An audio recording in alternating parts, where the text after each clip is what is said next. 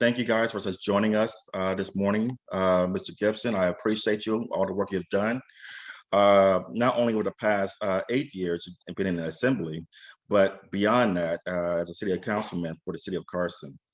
Uh, as before, I said you were going to be speaking on uh, your the things you've been working on over the past year during this past legislative term, uh, particularly on the criminal justice stuff, as well as police reform, as well as what the forum that took place a couple of weeks ago at Cal State Dominguez, and where the discussion was about affordable housing, but the conversation turned to environmental justice. But I want to talk about the particular victories that you've had this past year, dealing with Angela's Law, which deals with police restraints and so forth. But let me get out the way. And can I get you to talk about the particular victories that you've had this past year, Mr. Gipson? Sure, thank you very much. They're numerous. There's numerous victories. The past year, taking into account 2021, where my legislative package got 9 bills signed into law. I think it was 9 bills signed into law by this governor. One of those bills was the Angelo Quinto Law, which is AB 490, banning positional asphyxia, which basically prohibits law enforcement from using techniques and holds that will cut someone's ability to breathe, especially when they're in custody. So now it's signed into law. Angelo Quinto was United States Navyman, Filipino of descent, served this country, had a mental episode at home. His sister called 911. From there, the police came, Antioch police came, to be very specific. They put him in a hole that cut off his ability to breathe. And 4 days later, Angelo Quinto died. And I met the family. Now that family has become my family. And I became their part of their family. And they set off to work towards creating, and I was getting AB 490, Angelo Quinto Law of 2021, into law and signed by the governor. They worked with the governor at the signing of the bill in Gardena, where they were with many others, including Senator Steve Bradford, as the governor signed Angelo Quinto's law, prohibiting that. I've also done Assembly Bill 1196. That was a landmark legislation after George Floyd was murdered right before us. I banned carotid artery restraints and chokeholds in the state of California. This governor signed that bill into law as well. And so as a former police officer, disgusted with the bad apples that exist in law enforcement. And my job, because of the people of the state of California, those who've taken to the streets, who demand reform as relates to police reform in the state. I like to say reimagining what law enforcement looks like. We set off to do that and take on that responsibility. And so I chaired the Select Committee on Police Reform in the state of California, where 9 pieces of legislation was signed by this governor, reimagining what law enforcement looks like in the state of California. And I want to say we've answered and continue to answer the calls from the public, from Californians who demand accountability and transparency as it relates to law enforcement. So we're giving that. And I'm not finished yet, because when the autopsy was done on Angelo Quinto, it came back with a ruling even before the autopsy was done, which declared Angelo Quinto died from excited delirium, which is not supported by any medical journal in this country, that is actually refuted and rebutted by all the medical professionals saying that that does not exist. But yet and still, a coroner or medical examiner signed the death certificate saying that's how he died. And so we have in the state of California counties and sheriffs that oversees coroner's office, and the community want transparency. And so you can't really get transparency if in fact you have a coroner who is supervised by the sheriff and or the agency that they have to make rulings. And so 1621, AB 1621, which is the bill now, which is part of the Angelo Quinto law that we have set out and it passed public safety in the assembly now. Now it's in appropriations, and we hope it will be released from appropriations and goes to the full floor. As a matter of fact, that bill is eligible to go to the floor this coming Monday. And I'm hoping to bring that bill up this coming Monday and speak and get this bill out of our house, the Senate, the Assembly, and onto the Assembly. This bill would bifurcate or separate and remove the sheriff's department or any law enforcement agency that oversees coroner's office or medical examiner's office. Right. And so again, it creates transparency. And so the list goes on and on. I have 25 existing bills right now. And we invite you to take a look at those bills. We did last year, Assembly Bill 958 as a former police officer, where we banned police officer gangs because we knew that there are police officer gangs that exist in the sheriff's department, the banditos and the executioners. The same way you get quartered to being part of a gang in a sheriff's department is you have to do excessive force or use deadly force. And we question some of the shootings that have taken place, where we can conclude that some of those shootings possibly, and I say possibly, underscore possibly, could been used to court someone into the gang, or when there's excessive force being used. We can conclusively conclude that some of that possibly was used to be courted into a gang. And so now we prohibit that in law in the state of California. And if so, someone is found to be part of it, they could be terminated.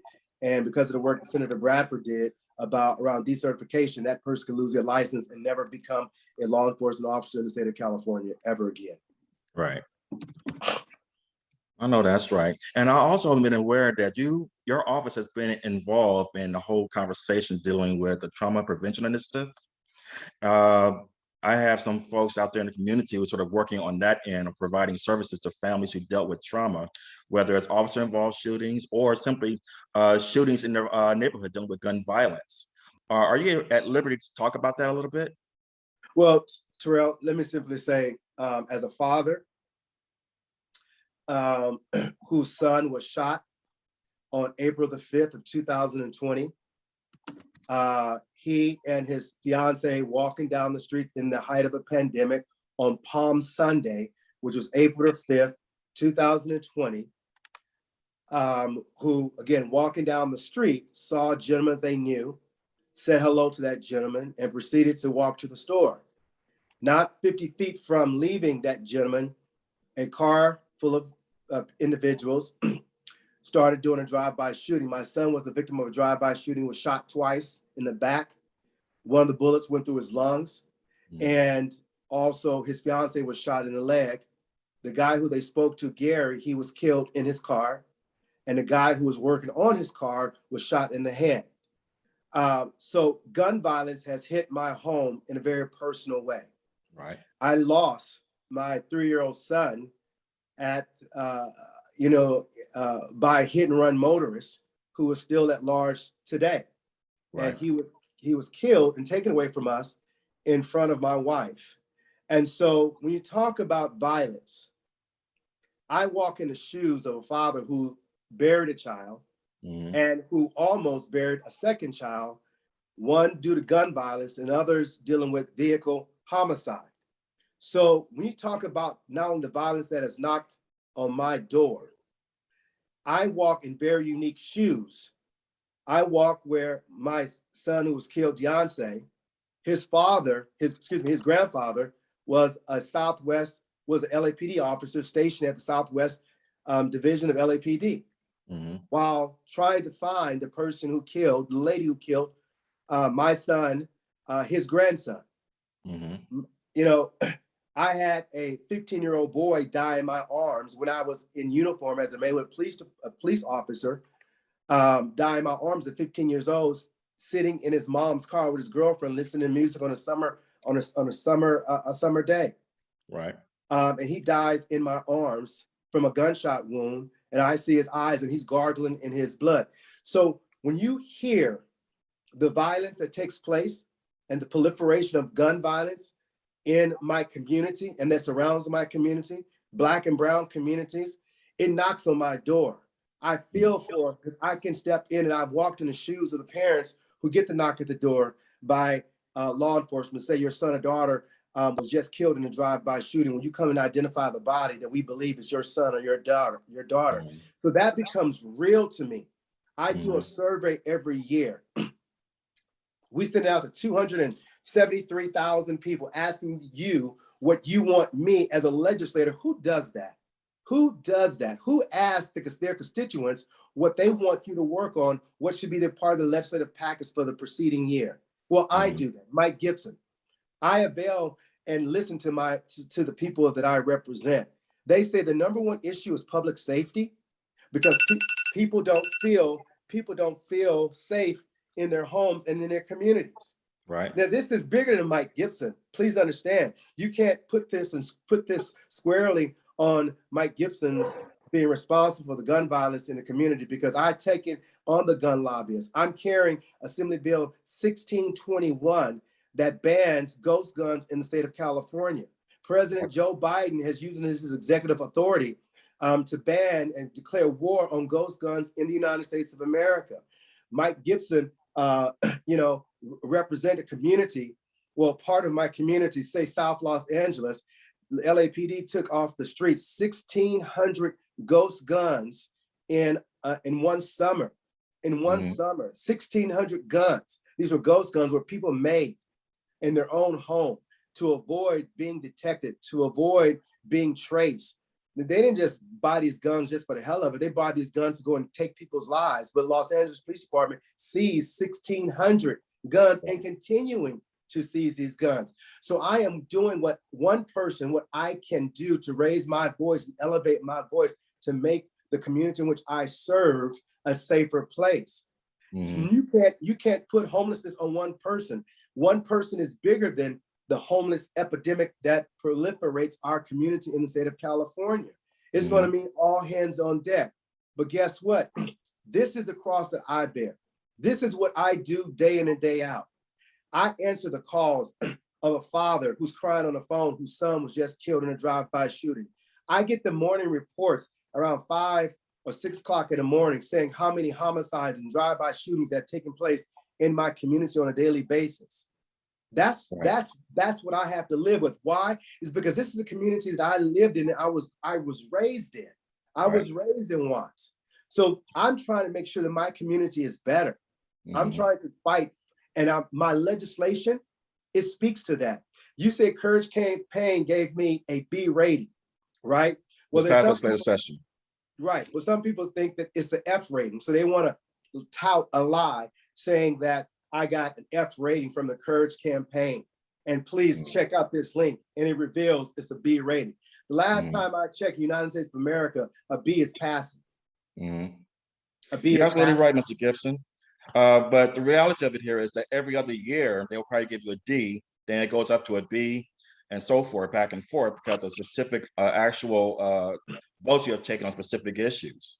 Well, people pick and choose. They pick and choose what they want to grade you on. So but that's the reality. I've got a question for you, though. Sure. You was the city councilman in the city of Carson back in 2010. And at that time, the Carousel neighborhood in Carson, it was found that the soil there was contaminated, and to the point in where both the city council, which you was on at that time, and the residents demanded that some remediation take place. And I made the motion to file. I made a motion to sue Shell Oil Company. Exactly. Because the residents was disenfranchised because of the environment. I have people that I've been knowing from the time I moved to the city of Carson, who lost their loved ones, who lost their animals, whose lives have turned upside down. Their investment of their home was devalued to zero, right? People had to walk away from their investment because they could not sell it, and they couldn't afford to leave, to move somewhere else. The scenarios are different. And we won. We won a lawsuit that the judge awarded millions upon millions of dollars. I forget because it changed, $43 million, something like that, to make the people whole in Carousel Track. And we'll Right. do it again. We have to create a balance. We have to create a balance, but also hold people accountable. And that's what I attempted to do when I was on the city council in Carson. Right. And what I was about to ask though is that those kinds of issues of that kind of public safety is not exclusive to the public safety that we're talking about in terms of gun violence. And that's what I was trying to get you to speak on particularly. Are these issues exclusive to each other? Does it, to be in favor of preventing gun violence, necessarily mean that you can't deal with issues dealing with environmental justice or environmental protection? No, absolutely. If you look at my record, Trail, and my team will send you over the bills that I voted on, bills that I carried, the bills. I wrote a letter in support of AQMD. I wrote letter, in support of trying to make sure that we get extra money to help clean the environment up. Listen, when I chose to move to the city of Carson, I knew where I was living. I knew where I wanted to live. I knew that Carson had a history. Carson was Los Angeles City's dump. Before Carson became incorporated, before you saw all the houses and Cal University of Dominguez Hills, it was a dump. Now, I wasn't born there, but from all the chronicles, it was Los Angeles City's dump. And that's where they dumped everything at, and it was a landfill. And they built on top of that landfill, right? And that information is supposed to be disclosed once you purchase a home. But I wanted to live in the city of Carson. I wanted to live there, and I knew, what the history was at that particular point in time. And because I live there, and because it's the air that I breathe, it's the air that my family breathe, there's no way that I'm going to allow what happened to Carousel's track and me not weigh in as a policymaker to try to correct that. There's no way that I'm going to not hold petroleum companies and others accountable for the air and things of that nature, right? We're going to do that. And again, just because my environmental record doesn't reach to someone's taste or whatever, I have voted on a piece of legislation on the environment. When you look at, since I've been elected to the state legislature, and it's too numerous for me to articulate here, but I would just simply say, do I have a record that have disregard the environment? And I would simply conclude that you will conclude that is not the case, right? I wanted to remove diesels from off of our highways and put them in near zero vehicles. And we put money aside in my bill. And what happened was that the bill passing, they just put the money into the account to try to identify people who wants to get their non-environmental trucks off the road and get better, cleaner fuel, cleaner vehicles on the road. I even did that. If you own a car 20 years or older, that we was gonna give you $7,500 to trade your old car in. So this is speaking to me doing that kind of work, right? So it's not that I disallow or disregard that kind of work, but my policies and my focus have been on gun violence, because guess what? That's what's going to kill people the quickest in my mind, and no one has been able to convince me otherwise. I hear you. I got a question for you. Since you've been in the state assembly, you've opposed not one of the 13 environmental justice bills that's identified by the Courage Campaign that's been read into the assembly. But on that same token, you've only supported one of those 13 while abstaining from the remaining 12. Of the 28 environmental protection bills read into the assembly, you opposed 3, supported 12, and abstained from the remaining 13. What is the difference between a no vote or an abstention versus a vote that opposes versus a vote that supports? Like, what does it mean to have a no vote on a particular issue? Either I wasn't on the floor, either I was there in the chamber when the vote came up, and I was not there presently in terms of pushing the button to vote, or out of courtesy to my colleague, I did not vote for the bill, because at that time, I'm sure my team researched the bill and it possibly had an adverse effect in some kind of way. I can't speak to that bill unless I know those bills specifically. during that particular point in time. Or could have been where I could have been absent that day. So there's a number of reasons why an abstention, in fact, has taken place. Is an abstention the same thing as abstaining from a vote? I'm sorry? Is an abstention the same thing as abstaining from a vote? I mean, It is. I think in the courage campaign, they make a distinction about whether or not you're present versus simply choosing not to vote on something. Right, but we have an opportunity to choose not to vote on a particular bill. Doesn't mean, and I want to be very clear, when we abstain, it can absolutely mean that, and I'm just paraphrasing because everyone has different reasons, out of respect for the author, you're not voting no. Right. You still want the bill to move forward, even without your particular vote. And the bill could in fact move forward. Again, we're talking about 80 members of the legislature, 80 members in the House, right? You have to get 41. And it also means that that the person either didn't work the bill, the bill came up on the floor and the person didn't have the votes. And there can be a number of different reasons why, or the author. So when I have bills, I work my bills, which means that I have a vote card and I check off the votes. So, I mean, the vote could have passed the floor of the state assembly, but without your particular vote, or something like that. Or it could have been a vote. I mean, for me, right? We have to I try to create balance. And if bills, give an example, I have a drone manufacturer. I have the largest drone manufacturer in the state of California. Maybe the world, but certainly in the state of California, in my district in Carson. There was a bill that would have put the drones out of business, and they represent 400 employees. Well, a number of those employees live in around my district, and some of them live in Carson. And you have a call center that speaks 30 different languages, right? Right. They're taking drones from all over the world and fixing them and they're selling them a whole 9 yards, right?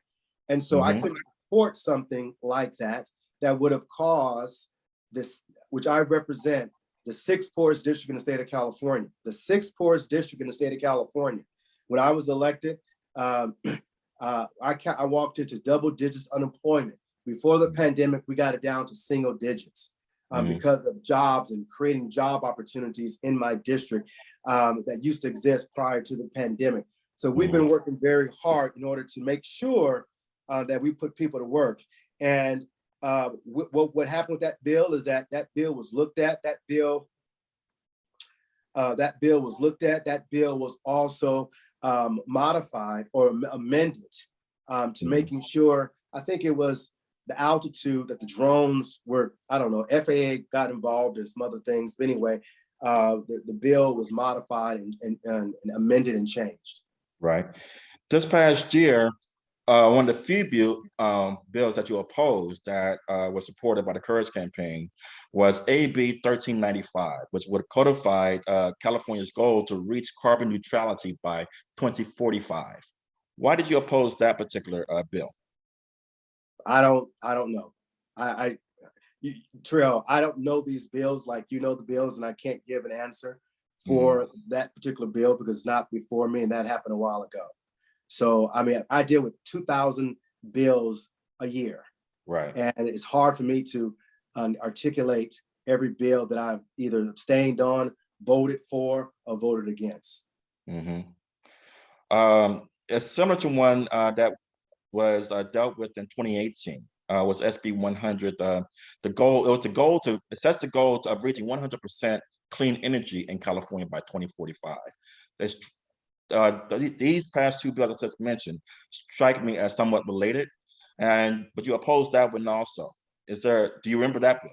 When you say I opposed, what, I voted against it? Yeah. Okay, I don't remember. Okay.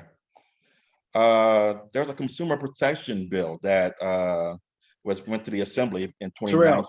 Terrell, let's stop. We can go through all the bills I voted no on, I abstained on, okay? I'm not going to give you, because I'm not going to just pull a rabbit out of the air when it comes down to why I did what I did. It's a record there, the position I took, right? And please, I don't recall each and every bill that I voted no on and the rationale behind that at that particular time. Today is 2022. You asked me about a bill of 2009, 2018. That's 2021. But there are very few bills that you, or at least ones that have been identified by the Courage campaign, that you voted no on. That's the only. Okay, but right. But what about organized labor? What about all the bills that I voted on, which you haven't brought up around organized labor? How I take on organized labor, how I support working families, how I voted to increase the minimum wage to $15 an hour, how I supported immigration reform, how I carried legislation to making sure that immigrants who are undocumented can give an organ transplant, give an organ as well as receive an organ. And to be fair, you've been rated highly on those issues, very highly. Right. So let's be fair. Let's be fair when it comes down to my record, right? Let's talk about all the we can talk about some positive things. I've articulated. I can't respond to you how I voted no and how Courage campaign. What about SEIU? What about the buildings and trades? What about Planned Parenthood? What about a woman's right to choose? What about the fight against Roe versus Wade? What about the things that are on those issues? You are ranked very highly. Okay, I grant you that. Yeah. So what I'm hearing is that that you want someone. Tell me what elected official that you agree with 100%, who has a 100% record. You can just call to the bank that they have a stellar record, and you've judged, not someone else's judge, right? I represent the people that I represent because because I'm so visible, I'm transparent. My hand is on the pulse of the people. Every time when I go to my community, people want jobs, people want safe communities, people want ability to provide for their families, and that's what I try to give them. I try to make sure that I bring jobs. I try to make sure I brought $2.28 billion to my district in a direct way and an indirect way in 2021. I've never done that before. And I continue to, make sure that since I've been elected and we've had a robust budget, that I've been able to provide resources to my community so my community can be better. That's, I think the good outweighs what you or what other people have concluded is bad. Well, the reason why I bring this up is because right now we live in a certain environment in where, at least in California, they're really looking for a certain degree of purity when you start looking at who's a Democrat. We have a situation where a Republican Party is almost non-existent. And we have a situation where they're becoming Democrats, but necessarily are pushing Republican policies as Democrats, or at least there's that purity that at least those who are more progressive are looking for. And that's, I'm not critiquing your record. I believe you did a really good job in the time that you've been in the assembly, focusing on all these other issues. What I'm trying to get you to address is there is this test that they're putting Democratic leaders through, and I want to know what their feelings about that. Right, but what organization or what association has the credibility to say who's a Democrat and who isn't? I mean, what is you saying the state Democratic Party is saying that if you don't do A, B, and C, you're not a Democrat? So no. We have they're called to uprising at this point, and where they're trying to change how the Democratic Party operates. Well, I disagree with that. I've been a Democrat all my life. I've been a Democrat. I've not been an independent. I've never been a Republican. I chair the Assembly Democratic Caucus. I help other my job is to making sure that California stay a blue state, which means that we also affect members of Congress and making sure we maintain a Democrat and this state's become blue. For someone to question my credentials, whether or not I'm a Democrat, I have to push back on that to say, what litmus test do you have? I mean, come on, let's give me a break. The work that I do speaks to my district. The work that my colleague who represents affluent communities, Malibu, Beverly Hills, West Side, they represent their community, their affluent communities. That affluent community could never understand, maybe not, I won't say never understand, but can't understand what it means to not having the ability to walk down the street or have your kids play in the front yard or take a public transportation of a metro to get to and fro to work because they don't have a car or electric car. So the narratives are different. The narratives are different. So you can't put one person in a box to say that this person should represent this district like another person does. That's totally, idiotic. I don't disagree with you on that point, Mr. Gipson. I really don't. Okay. The issue here is that with your district that covers the Port of Los Angeles and a number of refineries, and while all the work that you're doing is really good when it comes to health, when it comes to public safety, when it comes to workers' rights, all of that is good. But they're also asking, I also want protection of my right to breathe, my right to live in a clean environment, despite being poor and living next to refineries and living in the wake of air pollution that's coming from the ports. That's what I'm trying to get you to sort of focus on or talk about a bit on those residents who are looking for that aspect from you. Right. And I simply say that if you look at my record, and we will provide that record with you and to you on every bills that I voted on that helps get that way. Understand, I'm one vote out of 79 members. 79 members. What I'm hearing people expect me to do is if there's a bill that deals with the environment, I may not be authoring the bill, but I should be responsible for the bill. I have one vote, right? And I try to analyze each one of my votes and making sure that it speaks to my district, or a bill that have an adverse effect on my district, then I have to certainly look at it from a different lens, because at the same time, okay, I got 10 minutes more and I have to get on another call, but I have to make sure that, one, as I indicated to you, I represent the 6th poorest district in the state, right?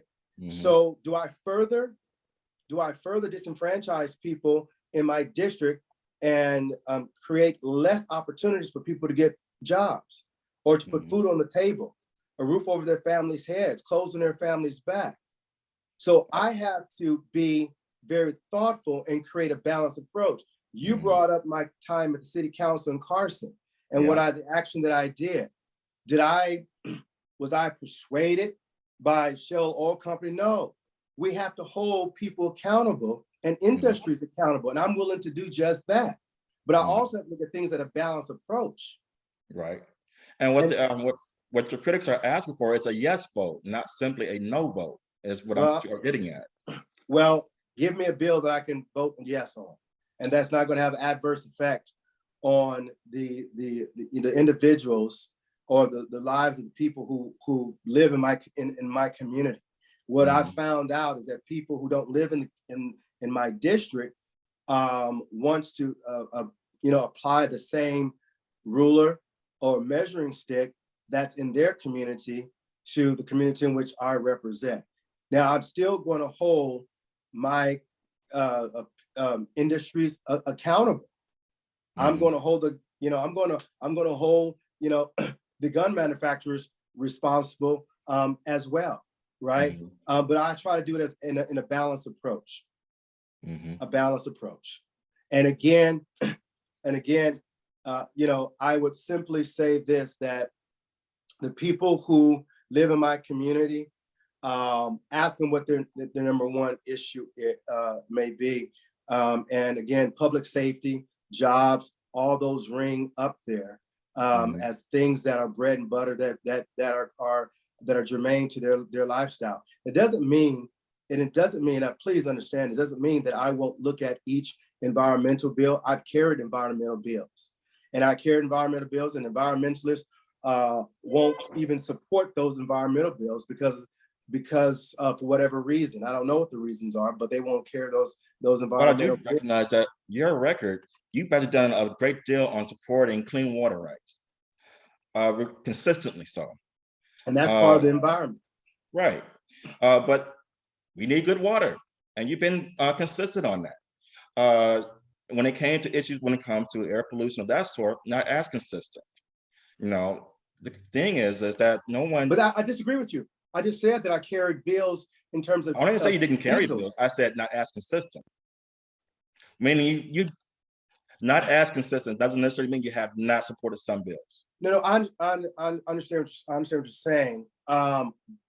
So are you just suggesting that my entire legislative package should be environmental bills? No, And not not that at deal all. with, okay. But when they do come, when people are asking for a yes vote, that's what I'm talking about. When they do come and they actually help the people in your district, shouldn't there be a yes vote?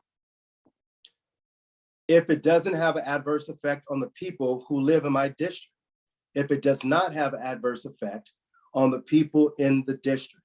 And I, again, as I indicated before, that I look at and I treat every bill, I look at environmental bills just as I look at any other bills. We analyze it, we look and see to make sure that it doesn't have an adverse effect. I made a mention to you about a drone manufacturer, right? That would have put 400 people out of work. Mm-hmm. Where would people be now if I voted for something that put 400 people out of work? You know what would happen, Terrell? One, would have additional crime because now people won't be able to take care of their mortgage or lose their house, lose their car, lose their apartment. And where would people go to in terms of trying to just survive? Voting yes or no does not prevent you from voting yes on environmental justice or environmental protection bills. You're just looking at the title of it. I'm looking deeper than the title. I'm looking at the narrative and the adverse effect this could have on the people in which I represent. Mm-hmm. And again, as I underscore, I'm only one vote.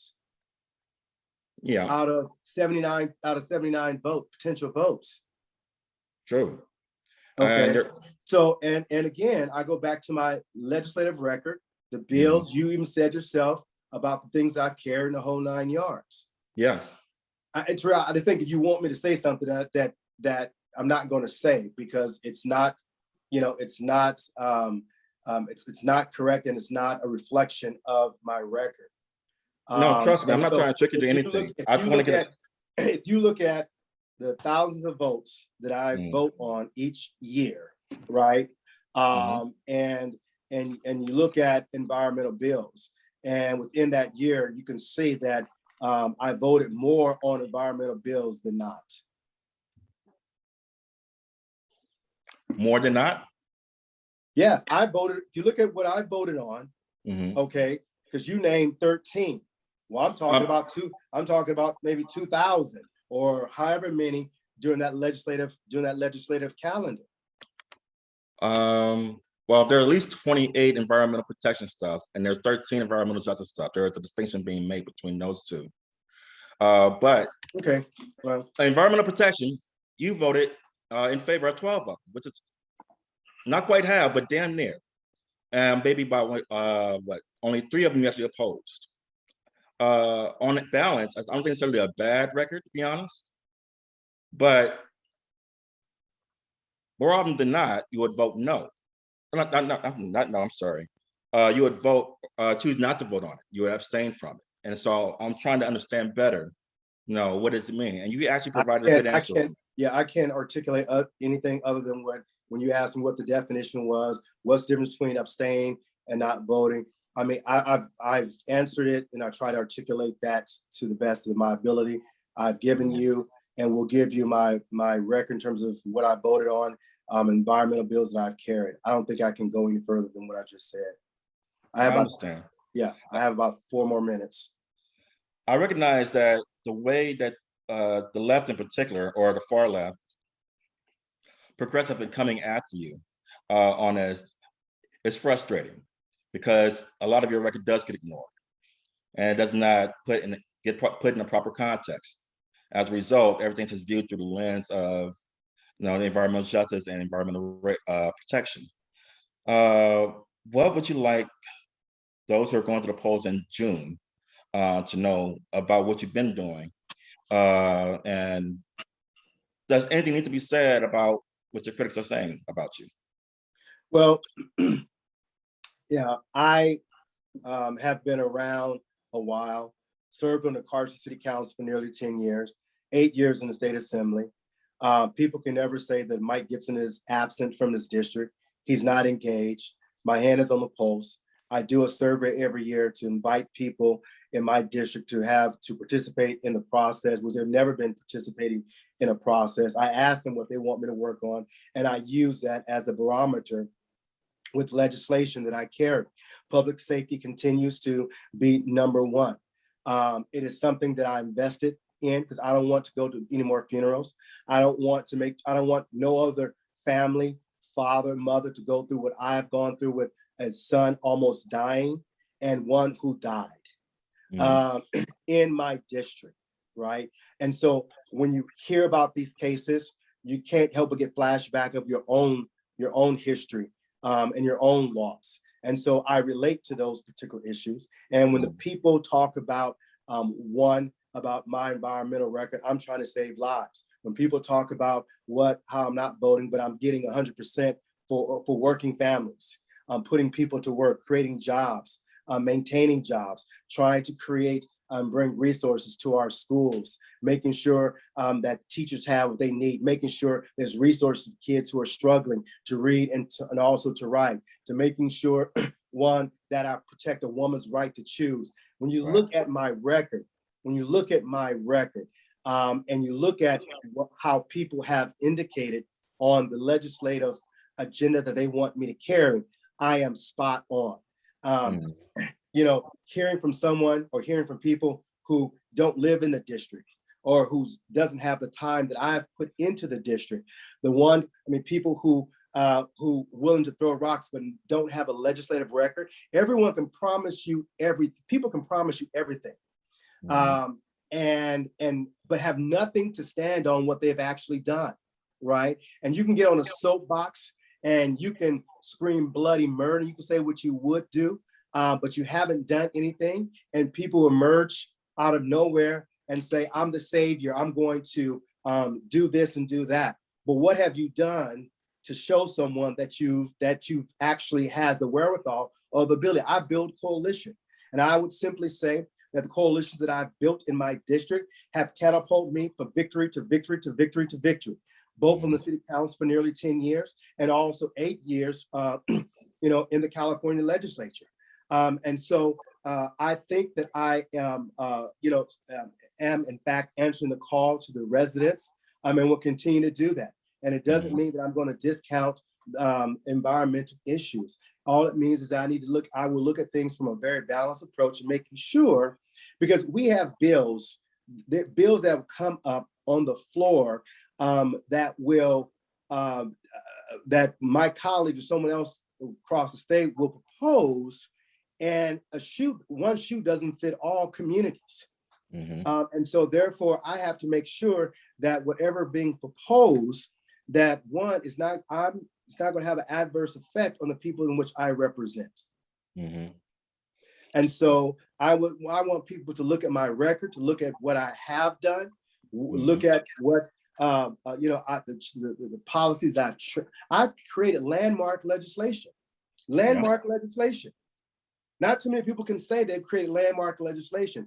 They have amended landmark legislation, or they're going to do another bill regarding landmark legislation. But I've created, since I've been in the legislature, landmark legislation that changed the trajectory in the state of California, from police reform, access to healthcare, putting more resources at Martin Luther King Hospital, making Charles University of Medicine and Science the Xavier for Black and Brown to become doctors and nurses, and going back to their community and provide those gifts to these communities. So I've done that and will continue to do that.